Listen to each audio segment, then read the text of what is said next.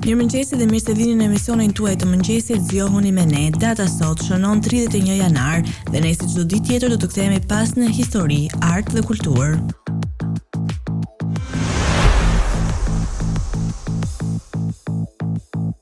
Mëngjesi 31 janarit ka qenë dëshmitar i ngjarjeve të mëdha që kanë ndryshuar historinë. Ishte pikërisht në këtë ditë të vitit 1865 kur Kongresi i Shteteve të Bashkuara miratoi amendamentin e 13 duke i dhënë fund zyrtarisht skllavërisë në Amerikë. Dekada më vonë në vitin 1915, lufta e parë botërore mori një kthes të rrezikshme, teksa Gjermania nisi luftën e parë në ujore duke kërcënuar anijet aleate në të gjithë botën. Por jo çdo 31 janar ka sill vetëm konflikte. Në vitin 1958, Shtetet e Bashkuara të Amerikës lëshuan Explorer 1, satelitin e saj të parë, duke hyrë me forcë në garën hapësinore kundër Bashkimit Sovjetik. Ndërkohë në vitin 1990, një simbol që sot njihet globalisht mori formën e tij të përhershme. Logoja me harkun e artë të dyfisht e McDonald's u prezantua për herë të parë. Dhe më së fundi, në 31 janar 2020, Mbretëria e Bashkuar u shkëput zyrtarisht nga Bashkimi Evropian, duke i dhënë fund dekadave të anëtarësimit në BE. Ngjarje. 1920. U zhvilluan zgjedhjet për Këshillin Kombëtar të Shqipërisë. 1929. Bashkimi Sovjetik dëboi politikanin Leon Trotski. 1940. Qeveria e Shteteve të Bashkuara bëri pagesën e parë në bazë të ligjit mbi sigurimet shoqërore. 1945. U ekzekutua ushtari 25 vjeçar amerikan Eddie Slovic nën akuzën për dezertim. 1946. Me kushtetutën e re, Jugosllavia u bë konfederat 6 republikave. 1950. Presidenti amerikan Harry S. Truman deklaroi se do të zhvillonin bombë hidrogeni. 1956. Gay Mollet u bë kryeministër i Francës. 1958. Shtetet e Bashkuara lëshuan satelitin e tyre të parë në orbit rreth Tokës. 1968. Nauru shpalli pavarësinë nga Australia. 1990. U hap herë të parë ushqimorja McDonald's në Bashkimin Sovjetik, në Moskë. 1995. Presidenti amerikan Bill Clinton autorizoi $20 miliard amerikan për Meksikën për të ndihmuar stabilizimin e ekonomisë. 1999. Seriali Family Guy debutoi në televizionet amerikane. 2004. Manifestime europiane për të drejtat e emigrantëve.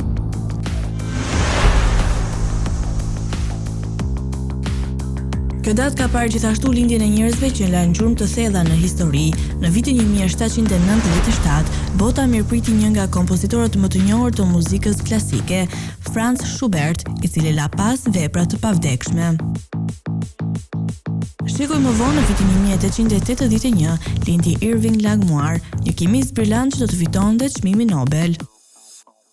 Në vitin 1919, një tjetër figurë revolucionare erdhi në jetë, Jackie Robinson, njeriu që të ndryshonte përgjithmonë bejsbollin dhe historinë e të drejtave civile në Amerikë. Po ashtu në vitin 1937, bota fitoi një gjeni të muzikës moderne, Philip Glass, i cili do të bëhej një nga kompozitorët më të mëdhenj të shekullit të 20. Dhe më pranë ditëve tona, në vitin 1981 lindi Justin Timberlake, artisti i talentuar që do të pushtonte skenat e muzikës dhe kinematografisë. Lindje. 1921. Lindi Mario Lanza, tenor amerikan. 1923. Lindi Norman Mailer, letrar amerikan. 1935. Lindi Kenzaburo Oe, letrar japonez dhe fitues i çmimit Nobel. 1938. Lindi Beatrix, mbretëreshe e Hollandës. 1970. Lindi Minnie Driver, aktore britanike. 1979. Lindi Felice Sturm, bokser gjerman me periardhje bosnjake. 1982. Lindi Helena Paparizou, këngëtare greke.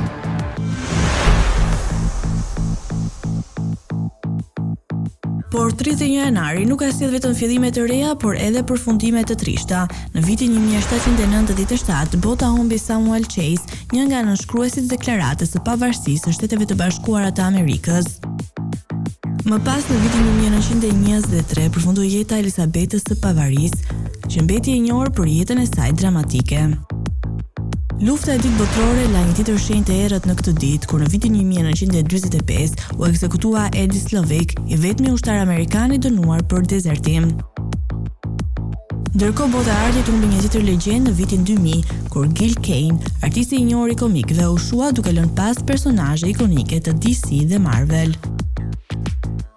Dhe më së fundmi, në vitin 2021, nda nga jeta Millie Hooks Fulford, astronautja e parë femër nga NASA që bëri eksperimente shkencore në hapësirë.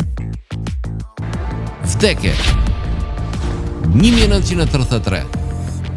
Vdiq John Gaslofty, shkrimtar anglez, nobelist. 1995. Vdiq George Stibis, hulumtues amerikan.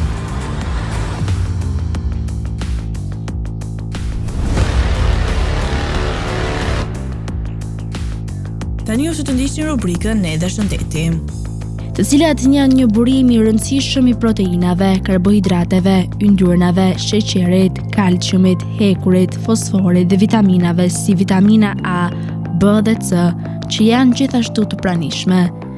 Shtimi i rregullt i frutave kirni në dietën tuaj mund të përmirësojë tretjen dhe të ndihmojë në çlirimin e fryrjes. Sëmundja enterike ose ethet tifoide shkaktohet nga disa baktere rezistente ndaj shumë barnave si Salmonella dhe Staphylococcus. Në studime laboratorike, në vitin 2007, u zbulua se ekstrakti i bimës së frutave kirni mund të ketë aktivitet antibakterial kundër baktereve që shkaktojnë tifoide. Gjithashtu këto fruta përdoren për të ulur sheqerin në gjak. Përdorimet të mundshme të frutave kirni për problemet e lëkurës. Një studim i literaturës nga Amandip në vitin 2021 sugjeron se ekstrakti i frutave kirni mund të ketë aktivitet antibakterial dhe efekte qetësuese.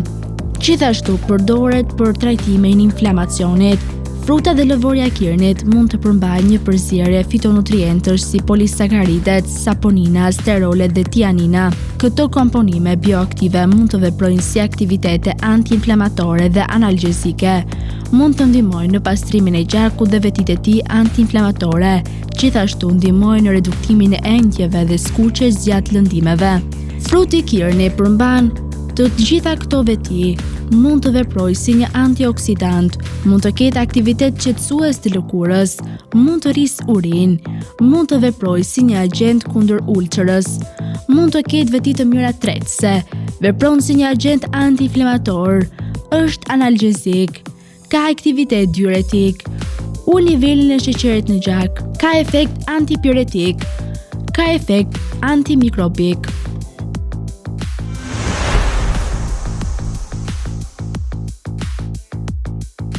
Për biografinë e sotme kemi zgjedhur të flasim për gruan që preku yjet. Në një mëngjes pranvere të vitit 1945, në qytetin e vogël Minera të Teksasit, lindi një vajzë që një ditë të fluturonte përtek kufive të tokës. Millie Elizabeth Hooks Fulford u rrit me një pasion të pashuar për shkencën dhe zbulimin, një ëndër që e çoi drejt yjeve. Që në moshë të re, Millie shfaqi një kuriozitet të jashtëzakonshëm për shkencën. Pas përfundimit të shkollës së mesme, ajo ndoqi studimet në Universitetin e Teksasit, ku diplomua në kimi, por kjo ishte vetëm hapi i parë i një rrugtimi të jashtëzakonshëm. Ajo vazhdoi studimet e saj, ku mori doktoraturën në biologji, duke u specializuar në kërkime mbi sistemin imunitar. Puna e saj shkencore bëri të njohur në qarqet akademike, por Millie kishte një ëndër edhe më të madhe, të udhëtonte në hapësirë. Në vitin 1983, ajo u përzgjoh si shkencëtarja e parë civile që të merrte pjesë në një mision hapësinor me NASA-n.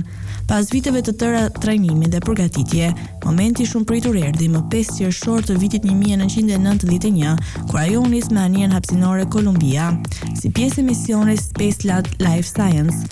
Gjatë qëndrimit të saj në hapësirë, Millie dhe ekipi i saj realizuan eksperimente të rëndësishme mbi ndikimin e mikrogravitetit në trupin e njerëzit, veçanërisht në sistemin imunitar.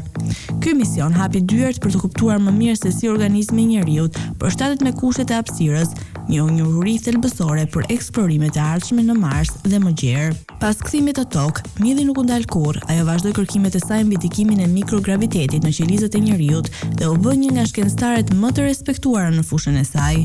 Për dekada ajo punoi në Institutin e Kërkimeve të Veteranëve dhe Universitetin e Kalifornisë në San Francisco, duke kontribuar në kuptimin e efekteve të udhëtimeve hapësinore në trupin e njeriut. Pavarësisht sfidave, mjedhi mbeti gjithmonë e përkushtuar ndaj misionit të saj shkencor. Ajo vazhdoi të punonte deri në fund të jetës së saj, duke ndarë njohuritë dhe pasionin e saj me gjeneratat e reja. Më 2 shkurt 2021, pas një betejë me kancerin, mjedhi u shua, por trashëgimia e saj mbetet e pavdekshme.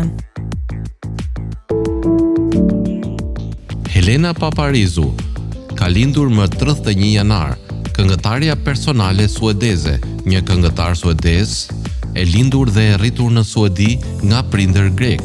Ajo u regjistruar në shkolla të ndryshme arti përpara se të niste një karrierë në Suedi në 1999 si anëtare e Laiko Muzik Popullore Greke dhe dyshes Eurodance Antique, të cilët morën pjesë në Eurovision Song Contest 2001 dhe më pas u bë popullor. Antique u shpërbën në 2003 dhe Paparizou nënshkroi një kontratë regjistrimi solo me Sony Music, duke lëshuar këngët debutuese me tekst të tingujt laik, pop dhe kërcimi, por në fillim kishte modeste shitjet. Në vitin 2005 ajo përfaqësoi Greqinë në Eurovision Song Contest me këngën My Number One, të cilën e fitoi. Ishte fitoria e parë greke në historinë e konkursit dhe e transferoi karrierën e saj. Albumi i saj u certifikua më pas si platini dyfisht nga Federata Ndërkombëtare e Industrisë Fotografike të Greqisë. Paparizou tentoi një karrierë përtej Greqisë me materiale në gjuhën angleze, duke u renditur në disa vende jashtë vendit.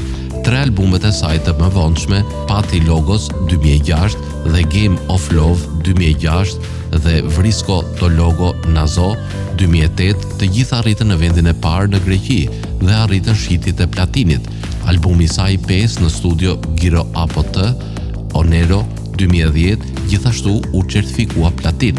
Publikimi i fundit i Paparizou para se të largohej nga Sony Music, Greatest Hits and More, u publikua në 2011 dhe përfshinte Baby It's Over, hiti i saj më i madh deri në vitin 2016. Hiti i saj më i madh deri më sot, An Medis Nekleo Anastasios Rujmons, u publikua në 2017 dhe ka fituar mbi 30 milion shikime në YouTube. Paparizou u vendos si një idhull adoleshent, veçanërisht në mesin e vajzave të reja. Ajo ka mbështetur markat Nokia dhe Ivi. Për periudhën 2013-2015, ajo ka reklamuar produktet e ngjyrave të flokëve për kompaninë Kolesto në Greqi. Në vitet 2010, ajo u përpoq të kalonte në televizion si gjyqtare në Dancing on Ice 2011 dhe si konkurrente në Let's Dance 2012. Që nga viti 2016, Paparizou është gjyqtare në The Voice of Grace. Ajo jetoi me të fejuarin dhe menaxherin e saj, Tony Mavrids, nga viti 1999 deri në ndarjen e tyre në 2011. Paparizou është vlerësuar me 3 Iron Music Awards, një çmim europian Border Breakers Award, 30 Mat Video Music Awards, më shumë se çdo artist tjetër grek, dhe një MTV Europe Music Award. Më 14 mars 2010, Alfa TV e renditi atë si artisten e 14 femër vendase më të certifikuar që nga viti 1960, duke fituar 7 rekorde platini dhe 4 ari. Paparizou ishte artistja femër debutuese më e suksesshme e viteve 2000 dhe vendosi veten si një nga aktet kryesore të gjysmës së fundit të dekadës.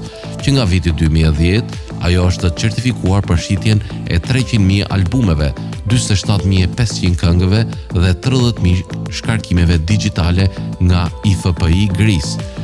Përveç 100.000 shitjeve totale të rekordeve në Greqi si pjesë antikue, 24.000 albume të certifikuar në Kipro dhe 80.000 single në Suedi gjatë karrierës së saj solo. Në vitin 2010, Forbes renditi Paparizon si personazhin e 21 më të fuqishëm dhe me ndikim në Greqi.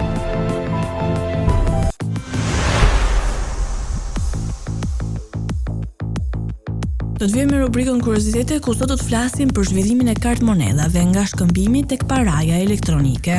Para se të ekzistonte paraja, njerëzit përdornin sistemin e shkëmbimit, ku madhrat ndërroheshin drejt për drejt me njëri tjetrin. Për shembull, dikush mund të jepte një thes gur në këmbim të një kove me qumësht. Megjithatë, ky sistem kishte probleme, pasi vlera e madhrave nuk ishte gjithmonë e barabartë dhe transporti i tyre ishte i vështirë. Rreth viteve 600 para erës sonë, Lidianët në Turqinë e sotme ishin ndër të parët që krijuan monedha metalike, të cilat u bën një mënyrë e re dhe më e lehtë, më e qëndrueshme për të kryer tregti.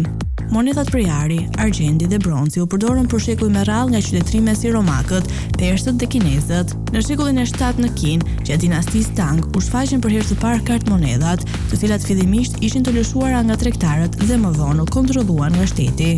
Ideja u përhap në Europë gjatë mesjetës përmes tregtarëve që kishin kontakte me lindjen e largët. Në shekujt 17 dhe 18, me krijimin e bankave qendrore në vende si Suedia dhe Anglia, kartmonedhat u bën më të besueshme dhe të pranuara gjërësisht. Banka e Anglisë lëshoi kartmonedhat e para në vitin 1694, duke i dhënë një formë moderne paras që njohim sot. Në vitin 1950, me rritjen e konsumimit dhe zhvillimin e teknologjisë, u krijua karta e parë e kreditit nga kompania Diners Club, e ndjekur nga Visa dhe Mastercard. Kartat bankare ndryshuan mënyrën se si njerëzit paguajnë, duke reduktuar nevojën për para fizike dhe duke ofruar më shumë siguri dhe lehtësi. Në ditët e sotme, me zhvillimin e internetit dhe inteligjencës artificiale, paraja është bërë kryesisht digjitale. Pagesat me kartë janë më të zakonshme se kurrë, ndërkohë kriptovalutat si Bitcoin kanë sjellë një epokë të re financiare ku transaksionet janë të decentralizuara dhe të sigurta përmes teknologjisë blockchain.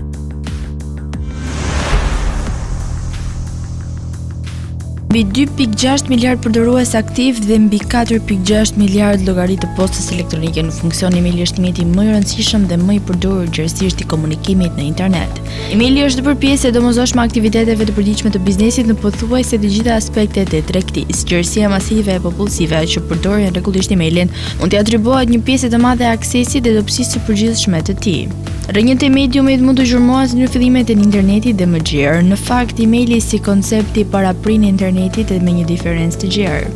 Shembulli i parë i postës elektronike mund të gjendet në kompjuterët në MIT në një program të quajtur Mailbox që nga viti 1965. Përdoruesit e kompjuterëve MIT mund të linjën mesazhe me këtë program. Në kompjuterët e universitetet për përdoruesit e tjerë të cilët do të shihnin mesazhe të herën tjetër kur u kyçën në kompjuter.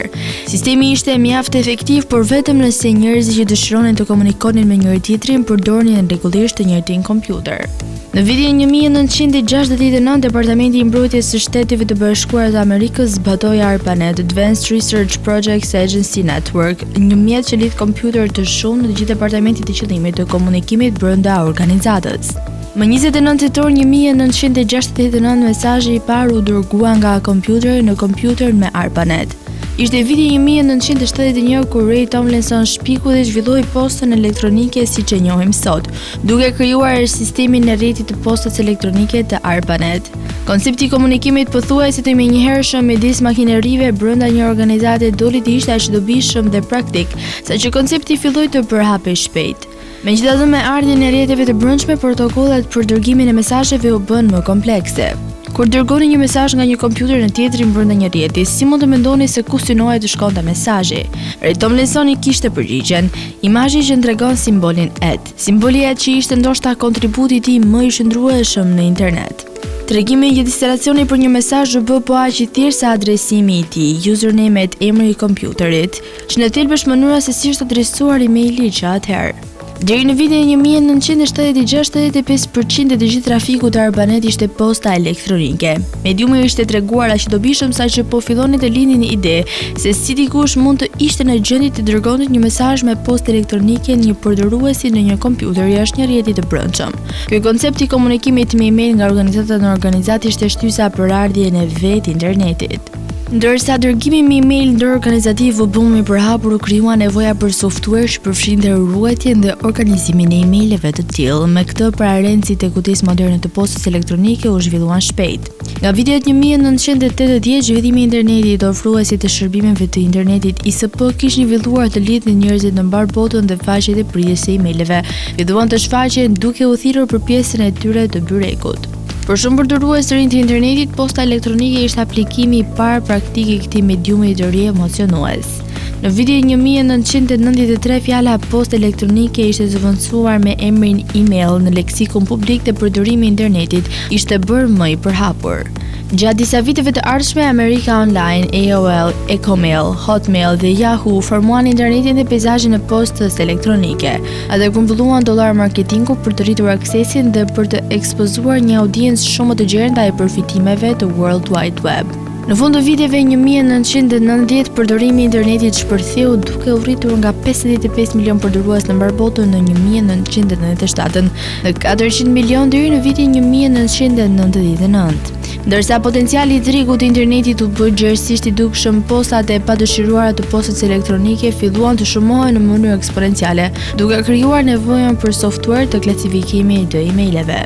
Nga fundimi vjeçar, të kesh një adresë emaili ishte kthyer nga një luks apo kuriozitet të qenit një pritje shoqërore e ngjashme, me të paturit një numër telefoni. Epoka e postës elektronike kishte filluar seriozisht.